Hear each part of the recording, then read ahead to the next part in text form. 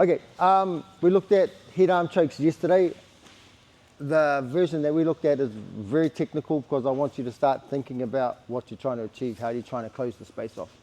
All right. Today's one, we're going to look at a different finishing version of it. We're going to be finishing quite high. So what I mean by high, my head's going to be quite high up his body, and my hip is probably going to be about here. So you won't be in line with them. We're going to do it from mount first off, and then we can look at it from different places, right? But when we fall off, we want to have our butt quite high. It's not going to be down on his hips. It's going to be around his ribcage area, but to the side. And you'll see the torque. So we're starting from mount. Right, we get the hand across. It's just starting from a good position from here, right? So I'm looking at keeping my head to head, and just the main goal for this is just keeping this arm from springing out.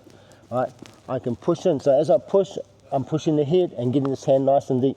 Now yesterday we went really low. Here I'm grabbing the shoulder because I need to cup the arm, making sure the arm doesn't come off from here, right? Now, as I come down, right, all I need to do is start to come up and look how far my hip's pulling across. Okay, so the angle of my hip is pulling my elbow. So you can close up here, close up here. I just want you to make sure you got base. So I'm turning up, I can pull in to get nice and tight, pull the head through, right? I can drop the head down, and you fall down. You see how normally we go like here and try and squeeze, right? And you go, it'll work. But if you take your butt a little bit higher, so when you come down, fall to the side. Right? That's our first step. I'm going to add the hooks in later. I want you to get that position, and then we'll add the hooks in and run it. Cool, what you get?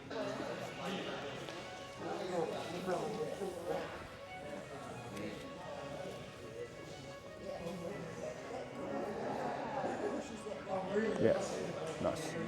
Okay, now I want, yeah, so start setting up again, but it's your chest that captivates it, right? Good. Now clap your hand, now take your elbow out, now turn your face. Yeah. Okay, so key points that we need to look at is the bicep. The bicep, I need that bicep around the neck as close as I can, as deep as I can. So to get that, I'm turning Max up on the side, I'm bringing him up, and then I'm jamming in. As I jam, I push. As I push, I'm sort of like biting my bicep in. Now you can close up here, but we're looking at palm down, elbow down, okay? That's the distance I want. Now watch, when my hip drops, so I'm taking my left hip to the mat, but I'm not doing it, if my knee comes in close and my left hip drops to the mat, it's like, huh? So you're coming up a wee bit and you're falling down, right? So keeping that nice and high. As you're dismounting, you're just gonna lift the hip up. Right, and see how my chin's just dropping over? Right? Yep.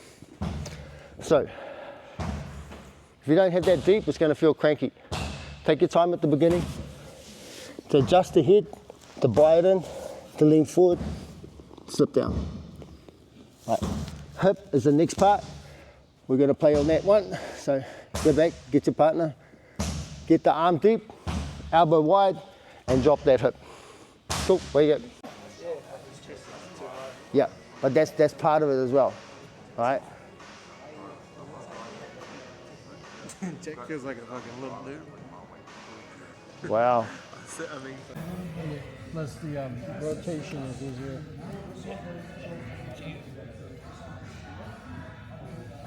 Okay, nice. Now look at his head, good, and then step out with the head, now get back a bit, put your knee out of it, there you go, now step down. Yeah. Okay, so can you feel your right bicep around the neck? So I don't want you to squeeze, I just want you to be relaxed and have the mass do the work. It's probably not enough. Okay, so you're going to lift the head up a little.